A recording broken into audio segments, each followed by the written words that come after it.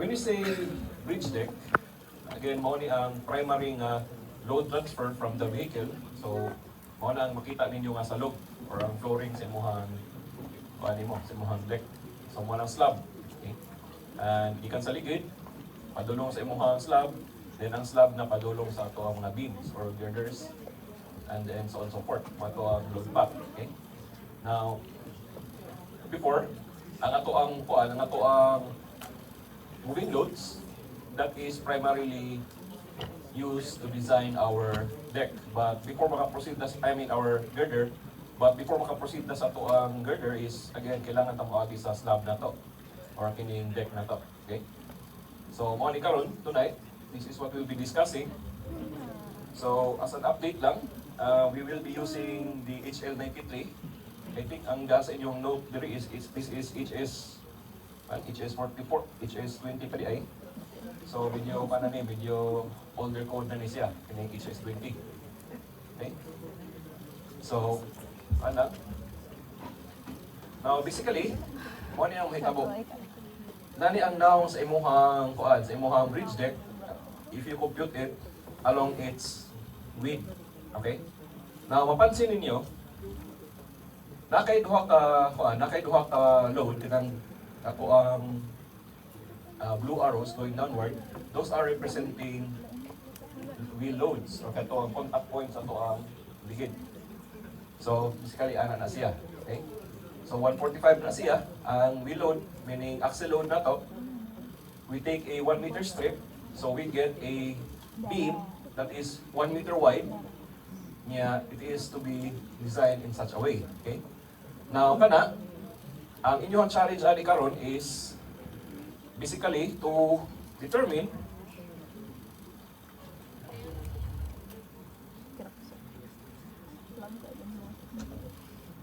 here kung unsay position sa imuhang ligid nga will cause maximum moment at your beam. Okay? So here, I think we could easily say pila may width sa to ang sakyanan. Ito, that is 1.8 meters. We could say nga siguro kay kung sobra tag 1.8, basin niya ang ato ang ligid is over the girder. So maybe it would be best siguro nga one wheel is at the middle of our kining distance between girder to girder or midspan between the girders. Okay? So may imagine mo, if this is a isolated beam, we could say nga mo ni siya will cause ang maximum moment at this section. Now, take note, atong gibuhusan ang deck na to as monolithic. Now, what will happen is, yan lang ha.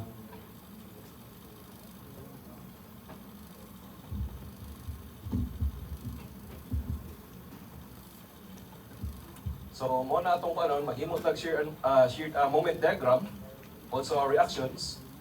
So, makita na to ani ang result na to. Okay? Natay moment, natay positive, nabaliktad lang ni, natay moment here. And then, mapansin nato is, mas ginadiri ato ang sakyanan, mapansin nato nga natay reflective moments here, sa other sides. Also, ato ang reactions, mapansin nato nga kini di ay ato ang other nga mga girders napoy gisalok na load gikan sa to sakyanan. Okay? So mo ni ang ato ang kuan. Now, this is basically a indeterminate beam. Di ba? Kay di na pwede natong computon kini lang simple beam. Okay? So, we analyze this entire span as a continuous beam. Okay? Kung natay load sakyanan, ato as yang yeah. And then, also, kung natay laing nga sakyanan, let's say natay duha ka sakyanan na parallel, or meaning na, let's say, one way ni sila, kaning two-way ni siya, let's say nga nakay sakyanan here, what will happen is, superimpose lang nato. You just mirror this load here, and superimpose. Makuha dahil ni mo imuhang maximum moment. But, if atong tan-aon, kung nakay load here, diya sa pikas, gamay ra ang maadi mo nga moment, but still naa. So, meaning kini diya, pag ato'y dugang sa dito, other side, what will happen is, nasa maad, but it's not really that big as compared as kanang direct load na to. Okay? So, mausad sa to ang reaction. So, what will happen is, basically, this one, i-add mo here, and kini basically, namas to nga, madobo lang na. So, makuha na to itong maximum shear for in the event na we are computing for the thickness of the slab. Okay? So, mo ni ang gamit ani. So, I would expect, kung mag-design pa sa slab, you consider your decking to be like this. Okay? Now, arita sa construction phase, but mo ni ang diagram. Now, mapansin ninyo na ako'y green, na ako'y red, na ako'y red, na ako'y blue. Actually, this is the sequence of the construction. Normally, mauna ang girder, so meaning una itawag na ito mga beams. Then, before ta mga butang sa ito ang main deck, what will happen is, butangan na nato siya o forms. Now, normally, magbutang tag forma sa ilalom, meaning ba shorings, but what will happen is, realistically, di ka makataod o shorings under sa imong bridge, kay most likely, tubigan or habog ayo, so di ka makataon. What you will be doing is you are placing a slab form. Now, this is slab form. Ang purpose ana is just to allow construction of your main deck. But considering that this will be already part of your main deck, in particular, mo ni ang bottom sa imuhang deck, ay imuhang bottom bars para sa imuhang is dapat nakasabay na dire. So when you compute for the entire deck, you also place your rebars already in the bottom deck, and then after that one, you solve for the required thickness of this slab, because basically slab ni siya, nga mo carry na sa entire deck, or other words, kung basa pa imuhang main deck, kini pa mag-support niya, kini temporary supports na to, in slab form. Okay? Then after na to mabuhusan ng main deck, ato dayong itaod ang ato ang shoulders or kining pedestrian lane, di ba? Mo na ang to. Now sa actual ana mo nang now. Okay? Nanang now ana sa imuhang so meaning i-prefab na to ato ang mga deckings, atong mga slab deckings, okay? So mo ni siya for construction purposes, prefabricated slabs mo earlier, itong slab form might be recommended if shorings are not possible. Prefabricated slabs will serve as dead forms and will most likely include the bottom bar of the entire bridge deck. So, computo ninyo inyong slab, kung pila mong gawas nga bottom bars, itaod na nimo dire. Now, what you will notice is, ngano na ay mga bars nga naka-gawas diha. Actually, this one, ang purpose agad na is, during construction, it might create tension on the top side. And also, para sa nakay lifting hooks. Okay? Kini siya nga linya, this is the line of your top bars. So, butangan ni mo abang diha, kaya para again, in the event mo bend, at least na kay tensile na resistance. Okay? So, inana, then after that one, buhusan na siya, or rather, before ka magbuhos, mag-add ka mga top bars, then diha na din ka magbuhos. Okay? This is done sa Sisilex, during construction, Sisilex. So, this is along sa Ludo, na linya. So, mo niya kung kuan dito, himo dito. So, mo niya sistema kay basically you cannot create, imagine ka nakataas, mabutang ka og shorings, that will be very impractical. And also nasa kay chance nga basi mabanggaan ka sa mga bangka imong formworks or at worst kawaton. Okay? Kawaton daghan kay kawatan na ng area. So mo nang impractical kay nga magbutang og shorings. Kay ang shorings tinuputaw lami kay nas matas kawatan. Okay? So kini siya i-lift na ninyo by crane. So, ang girder ana is here. So, just enough na kini siya, makapatong siya sa girder. Nya kana diha, mapansin ninyo, kini na kay mga hooks dire. This is to create later what you call a composite action. Basically, this is also acting as your shear studs. Here. Sige lang, maabot na nas computational part ninyo later. Okay? So, muna. So, at least kay na mo sa some forms. Okay? So, what is siya? When you design the slab form, is like this. Again, compute ninyo una ang whole slab. Kung pila imuhang required depth. Okay? Now, consider nimo ang imuhang slab form as a simple beam. Kaya again, ang i-carry lang ana is during construction man is ang imuhang wet concrete. Okay? Wet concrete nimo here. On a 1 meter slab. Okay? O 1 meter strip slab. Okay? So kana, nagpatong siya diri over the girder. This is simply supported. Again, wala mang nakapatong raman na, wala pa mang kay fixity here. So you do it like this, okay? You compute that one. Then you compute for the number of bottom bars here, considering that this is your entire slab. And then kanda yun, just make sure na kinisan siya ang kanang bottom slab is also adequate to support your wet concrete here. So kini, una nimong buhusan. Then kana diya is, this is your computed top bars. Then pagbuhos nimo ana, this will now complete your deck or your deck section or your nimo, okay? Your slab section. Okay? So mo na ang diagram para sa tuang slab. Okay? So kining ko na to, next slab. This is quite important. Okay? Kaya take note, ang atoang design is based on HL 93. Okay? Now, ako lang na sa inyo kay you have to understand unsay purpose ng slab. Atong balikon ng forces ha. Take note, inani ang ito ang kalsada. When you are doing the bridge design, you have to consider your load conditions. And also, during repair, di ba kapansin siguro mo kung mag-repair o tulay, what will happen is, unsa may isarado, di ba ang lane ang isarado? Ang question na now is that safe? Now, what will happen kung imo ning putlon here, unsay mga release, take note kini sa nasa reflect ana, mawad ang kag-restraint, what will now happen to your moment diagram here? Diba? And also, take note, na imong slab is designed nga inani ang load.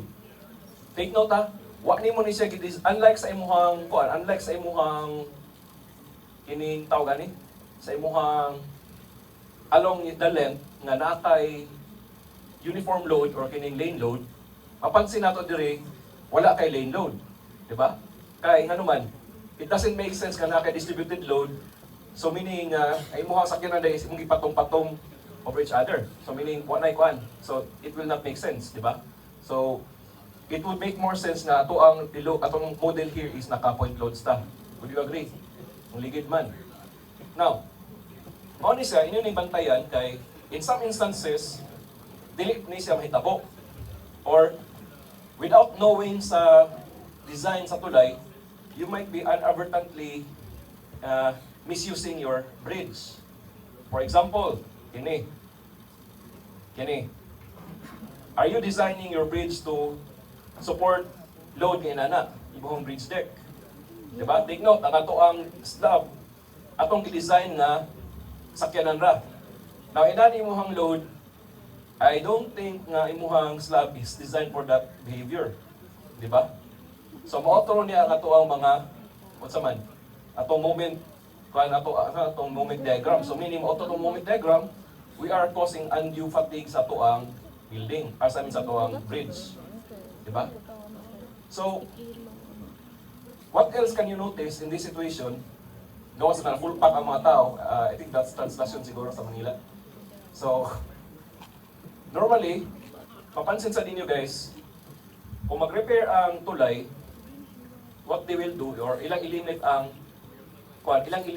ilahang tawagan niya, ang ilahang load, what they do is, isarado nila ang one side. Diba? Now, the problem kung imo sarado ang one side, may imagine mo nga imuhang load is concentrated on one lane or rather on one direction, di ba? Actually, it's more safer kung magkuhan mo bridge, kung mag-reduce mo sa imuhang load, it would be a lot safer nga imong i-cross ang imuhang inner outer lanes. Kung in this case, it would be a lot safer nga imuhang kung di ba normally kung mo ni imuhang kuan, kini diri ang imong close also here.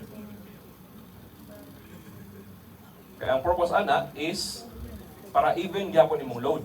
Kaya pag imo na ibutang sa kilid, which is ang ginahimo sa uban, like sa DP, for whatever reason, mga bright mga taga DP, what they do is, kinailang i-close diri. So what will happen is, balik ta sa itong diagram, inani, na kay load imbalance. Di ba? So if that is load imbalance, that will create fatigue on the other side. Okay, kaya take note na kay natay tawag ng mga reflective moments. So meaning, maski pag natang load one side lang, mutabok yapon ang stikas. Okay, when we come to our slabs. So mo na to ang bantayan. Okay? So, careful mo ana nga situation when you are designing your slab. Also sub, another to look out for, actually this is in Agusan del Norte, bago lang ni mga, I think mga 2016, 2017 lang ni. Tanawa ninyo, kung sa may mapansin ninyo, ang iyahang bridge is ibutangan niya sidewalk. Butangan niya og sidewalk. Na there is gilid. Now, can you imagine nga ang nitabok is only SUV, then nabalik na siya? Kaya what will happen, Ana, is again, ang akyang load is originally, this could have been designed na nasa center ang ato ang load. Now, karon nga iyang i-move slightly to the right, what will happen is now, there will be an imbalance, or rather, not just imbalance, possibly nga lahi na action ng iyahang thrust here. Okay? So, it is highly possible na due to magnification, this could be carried by times 2 as compared, times 2 yung load compared here. Okay? So, mo ni, dakog chance nga, tanaw na to ba, kining simento, murag presko pa tanahon, but ang iyahang steel is relatively murag old na. Okay? So, relatively old na. So, I don't know for whatever reason nga nung ibutangan og sidewalk, nga na-push na noon ang loads on one side. So, most likely kini is retrofit na ni or kanang gi-update bitaw nga paano nila ganahan sila nga na-sidewalk ng tulay. So mo rin ito hitabo. Most likely kini originally dili na niyang deck, most likely flat ni siya sa una. Kaya kung na-engineer nga bright, di na niya ibutang nga sidewalk diha. Di na niya consider nga di pagian dire kay again, ang logic ani take note, this is just a one lane bridge. Di ba? So you would expect nga magtagsa-tagsa ang sakyanan ug agi dili ingon nga magsugat, meaning na ma-push ni on one side ang isa. So kuan lang, one direction na ang dagan. Okay? So mo ni ang bantayanan. So mo ni make sure load is properly distributed. Symmetrical geometry is always recommended, so meaning again na push na dari one side. So by fatigue alone, take note, this is a thrust. Kaya man ta in some instances na magbaylo-baylo imuhang tension and compression. So natay fatigue. So, you have to avoid that as much as possible. And then also, by torsion, it could be nga upward action diha. So, meaning gilubag siya. Dahil ang action nato diri. Then, provide stable abutment. So, again, it's possible na diha sa ni-fail sa iyahang supports na hulbot. And then also, kini, careful ani diri kay again, pag model ninyo ani, ang consideration ani sa software is this is just from joint to joint, but we have to check this as the entire length na to. Okay, take note, unbraced ang ato ang top chord. Okay? Kaya this is a Bailey bridge. So, bantay mo yan eh. And then, kini, sakyanan, this is quite abnormal kaya again, SUV rin eh. Can you imagine imuhang supposedly 20-tonner nga bridge ni fail by just an SUV. I don't think this is 20 tons. Nga wala may sakay oh. Or maybe ang tao diya perti siguro bugata. So may mo siguro ni fail. So I don't know. Kasi kung siguro gikan sila sa pista ba kapag dagay tao, nabusog siguro pila ka litso na kaon, mo siguro ni fail. Okay? So careful mo anang situation. Okay?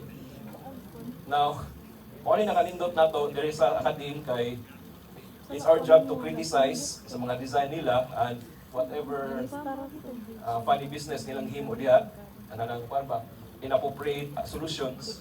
So mo na to ang makomentaryuhan. Okay?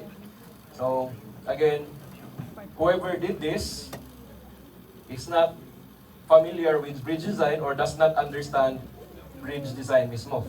Kaya I don't think kini ma-wash out ni katong tan-awon ang iyang bridge deck is quite high sa tubig. So di ta kaingon na na-wash out ni. And besides, tan-awon nimo wala man sad siya kung wala man sad siya sideways motion, naghihapak siya sa tubig, mas lagi ang tubig, kita mo na ito ay dagan, from this direction to this direction, wala man kay movement o may bending. So definitely, by load na ni siya. Okay? So this is what will happen if you don't know what you are doing with your slab. Okay?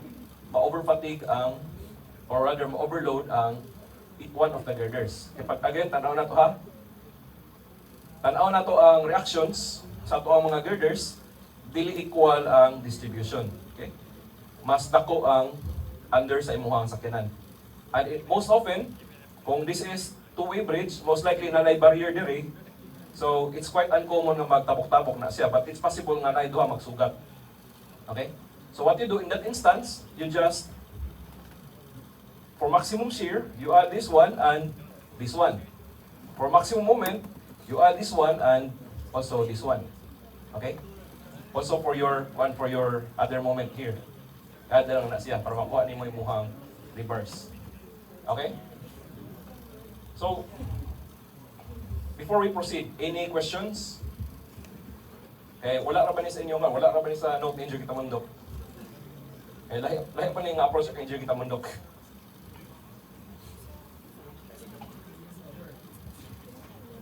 So, don't be afraid to ask. Kay puhon, kamo, daghan na may bakante sa DP. Kamo na yung mupuli na puhon. Sakto rin kayo timing. Yes. Ay ko ninyo kalinti ha. Ay ko ninyo kalinti pag nanamos DP. So, kung wala pang iman sa inyo ba, pakita na kung kapalpakan nila, kay para at least pag nanamos sa DP, kay bawa namon si gukdo ninyo. Diba?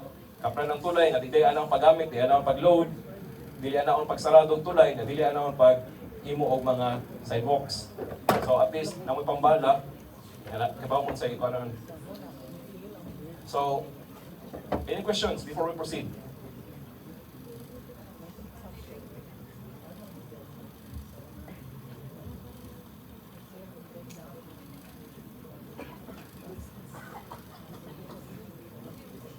Okay. So, arita sa notes ni Engineer Kitamundok. Ari mo sa page 12, namoy design of slab bridge. Okay. Please open your notes, page 12. So, clear span, namoy 4.5 meters. Now, kung sa appropriate ang slab bridge, kini siguro kung imagine ani nga nga magamitan ninyo ani is kana lang mga gagmay kay nga mga crossings. For example, kanang sa mga kanal or kanang irrigation ditch. Usually kanang less than 8 meters, pwede ra nga slab bridge na inyong gamiton. Okay, pakita mo siguro common ng kainin ng mga ipang tabunan nga kanal. So usually it is designed as a bridge. Okay? So kanang cover sa inyong mga sa inyong mga drainage, mga open channels. So, di ba, pansin is highway, sarado na tanan ang mga kanal na to. Ang mga cover ana is again designed as bridges, okay? Dili na siya basic lang nga cover. Kaya inyo na i-design as a slab, ordinary slab, I guarantee you, o fail na inyong slab. Okay? So, you have to design it as a bridge. So, this one, it is 20, so medyo luma na nga load. Wearing surface, that is the asphalt, concrete strength, grade 40 reinforcement, okay? So, mapansin ninyo, kini nga mga formula is sa 0.40 FC, 0.50 FY, I think this is ASD, allowable strength design. Again, ASD man, preferable ang ASD kay wala kay problem sa imuhang deflection, okay? So, ang awa iyang flow, again, same sa itong i-discuss before, na kuwatag 1 meter strip, okay? Ang ini is, beam, ini cross-section of slab. Na ang iya dire, what Engineer Kitamundok did is, iyang i-design directly ang iyang tulay, without designing the cross-section. Okay? Kung papansin ninyo, baka nasa plan. So, it is across, or that is along the span. Whereas, kailangan ipakita sa inyo is, across the span. Okay? So mo na ang kanya, mo na pagkalahin niya. So kini simple naman ni kay basically slab ra ni tanan, so flat ra inyo makita.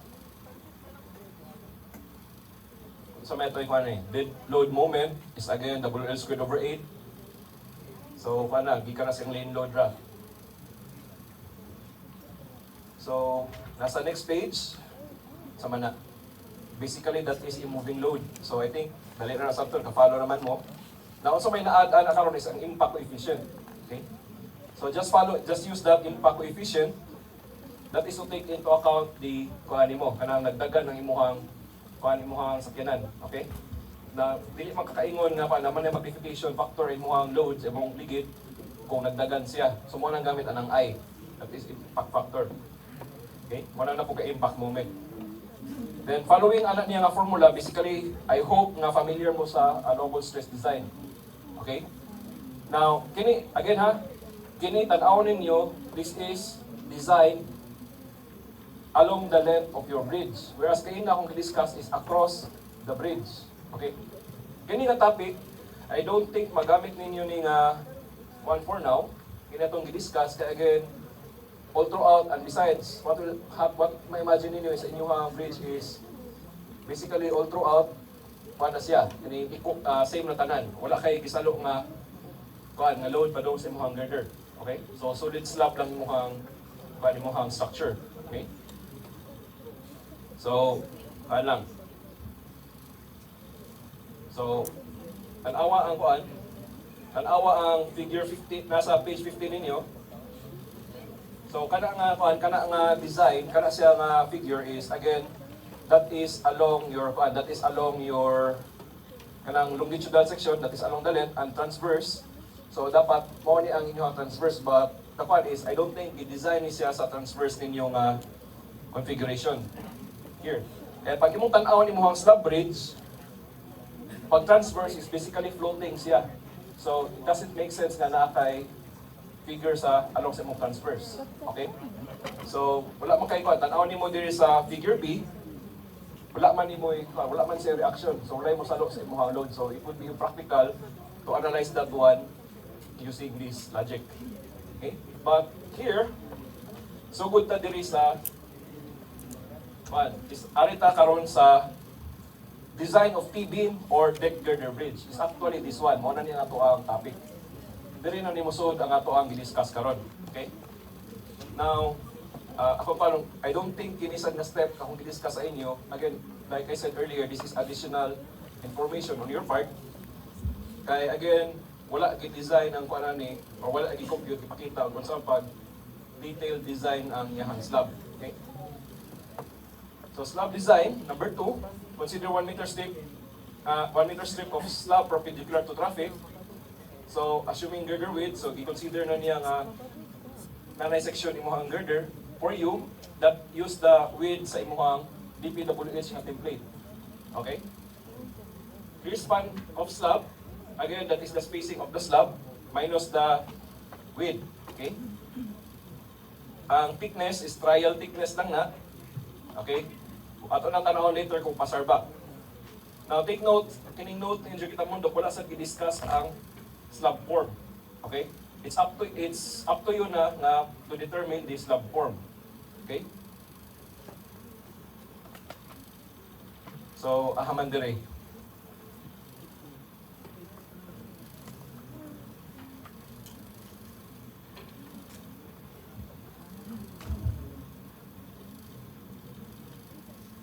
So diha kita nimo diha sa page 17 wala siya niagi ani nga step, di ba?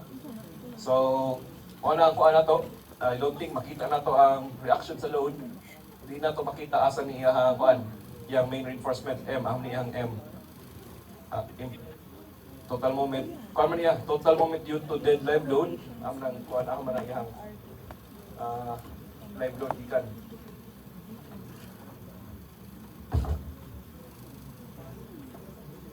So case 1 na yang i-consider, okay? So wala na i-consider. So what we do na kanang kanang pinaka first na step kanang M is equal to 0.8s plus 610 over 9756 P20. So that is murag formula kanang equation. Ang ato is we want to rationalize, we want to understand kung pila gyud actual moment nato. So you use this figure. Okay? Kaya in this assumption sad is that ang imuhang bridge is again, or rather ay imuhang wheel load will not cause reflective moment on the other side. Okay? So ang ato card is we want to consider the entire deck. Okay?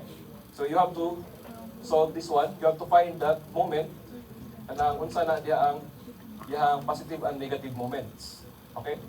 And superimpose na lang kung naapoy other vehicles sa other side. Kung ganahan mo, by experiment, what you can actually do is try a lot of other conditions na what if ang kining ligid is slightly adjusted here, so kini nagpatong dire, unsa na po iyang action. Okay? So, nana sa inyong discretion, but normally, what will cause the maximum moment on your beam is okay, is kung imuhang ligid is on the center. Okay? Under normal circumstances. Kaya kung layo sad kayo imuhang girder to girder distance, what will happen is that your entire truck or vehicle can fit within the span. I-check sa ninyo ha, kung what if ang imuhang load like this.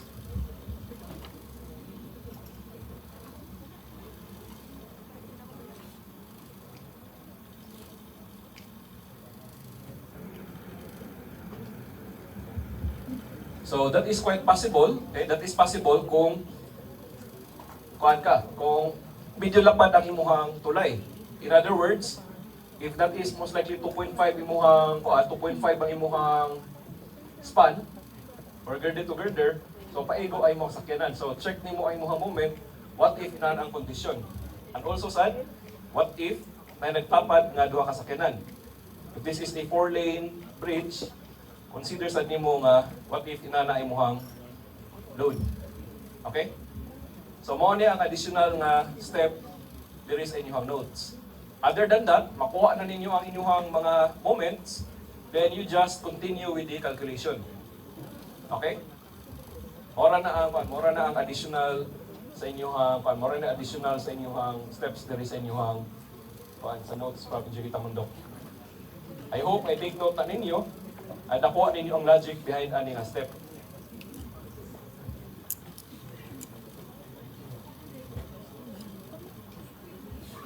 Any questions? Tasa? Akin eh? Napa?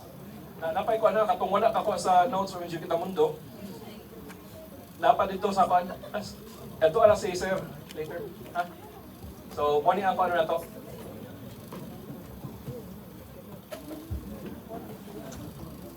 So, any questions?